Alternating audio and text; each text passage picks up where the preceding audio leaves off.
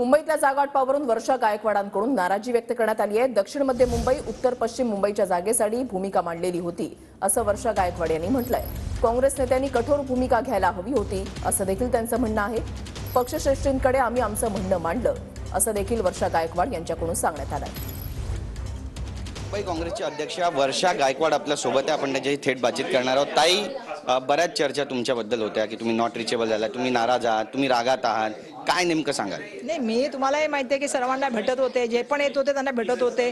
पता नाही हे चर्चा कोणी काढल्या, कारण चर्चेमध्ये तर खूप साऱ्या चर्चा काढल्या की सचिन सावंत आणले त्यांना नाही भेटले, पण तुम्हालाही माहिती आहे काही पत्रकार होते त्यांच्यासमोर मी भेटले होते। असं नाहीये, म्हणजे काहीतरी खोटं बोलायचं आणि रिटर्न बोलायचं असा पद्धत बरोबर नाही आहे। पक्षामध्ये तिकीट वाटताना मुंबईच्या जागांवरून, विशेष करून दक्षिण मध्य मुंबई झाली, दक्षिण मुंबई झाली, उत्तर मुंबई झाली, या जागांच्या वाटपा संदर्भात मुंबई काँग्रेसला विचारात घेतलं नाही असं थेट आरोप होता। असं आहे की माझं म्हणणं असं होतं आणि सुरुवातीपासून मी सांगते की मुंबईमध्ये आम्ही 5 जागा लढत होतो। कमीत कमी आम्हाला 3 जागा मिळायला पाहिजे। त्याच्यामधला आमचा प्रेफरन्स होता, जिथे आमच्याकडे उमेदवार आहे, जिथे आम्ही चांगल्या तऱ्हेने फाईट करू शकतो तिथे आम्ही मागणार।